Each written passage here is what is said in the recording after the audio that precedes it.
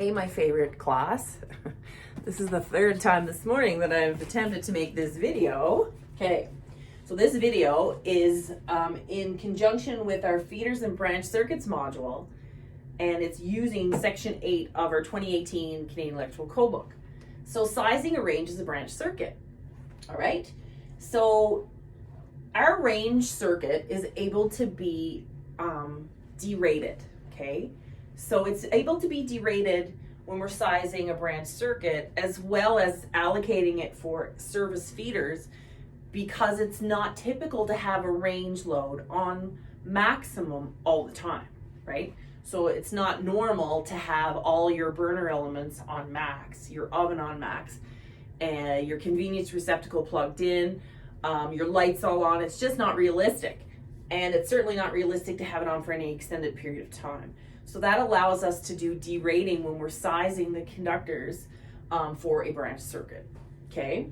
So make sure that you're recognizing the keyword branch circuit, okay? And I just want to give you a rundown. When it says it's a branch circuit, it's being tied into an existing service, right? So if we're utilizing 8200, that's when we're allocating our range towards sizing the main feeders for a non-existing service, right? We're sizing those main wires.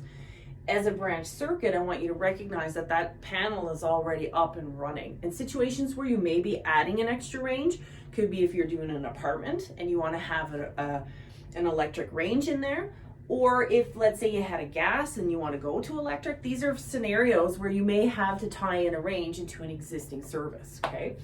So information pertaining to this specific branch circuit, it's 14.5, okay, so 14,500 watts. It's 120, 240 volt, okay, so that's indicating that it's an Edison 3-wire, meaning it has 2 hots and a neutral, okay. It's single phase, again, 3 wires, so that's important to know when you're finding out your ampacity, because you're going to use 240 for the divider, okay. NMD90, so that's NMS cable, that's your house wire. Your insulation's good for up to a 90-degree ampacity. Termination temperature is given here at 75 degrees. So when you're sizing your range as a branch circuit, you want to go to 8-300, okay? So that's what I'm doing, 8300 items 1A, and it states 8,000 watts where the rating of the range does not exceed 12, okay? It exceeds 12, so we're going to have to use item B as well. So item 1 first states that I get 8,000 watts for the first 12, okay? And then item B states that 8,000 watts plus 40% of the amount by which the rating of the range exceeds 12.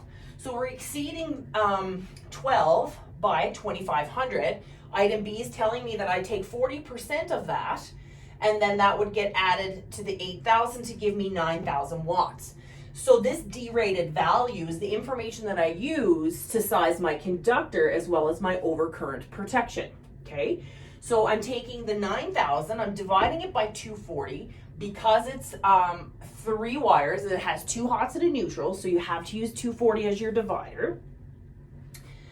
So I'm taking that and I'm getting 37.5 amps. With that 37.5 amps, I'm going to table 2, okay, because it's copper conductor in a raceway or cable, all right, and our termination temperature is given.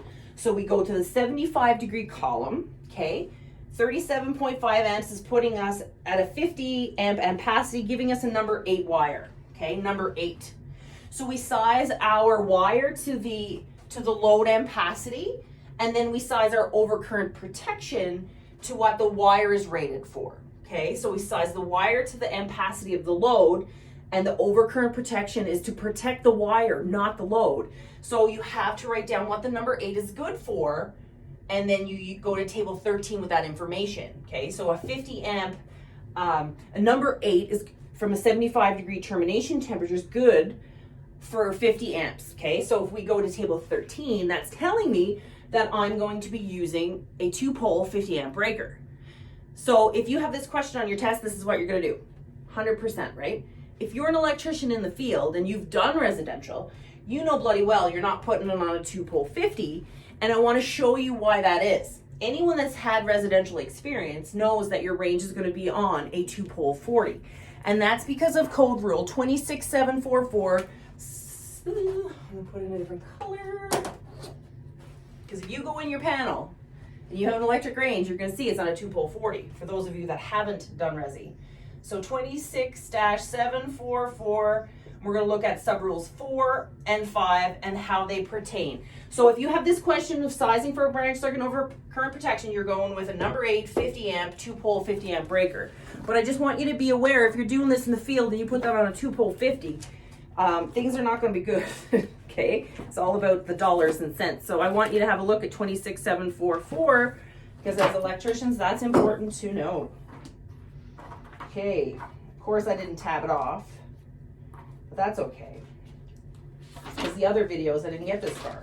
All right, subrule 4, 26-744, subrule 4 states that where a freestanding electric range having a calculated demand of 50 amps or less, which it certainly is at 37.5, is intended to be installed in a dwelling unit, a receptacle of CSA configuration 1450R as shown in diagram 1 shall be installed for the supply of the electric range to the appliance. So it's telling me that I have to use a 14-50R receptacle for in behind the range. And then if you go on to subrule 5, that's where we are told that we can put this on a 2-pole 40. So it says the receptacle required by subrule 4 shall be permitted to be connected to a branch circuit rated at not less than 40 amps.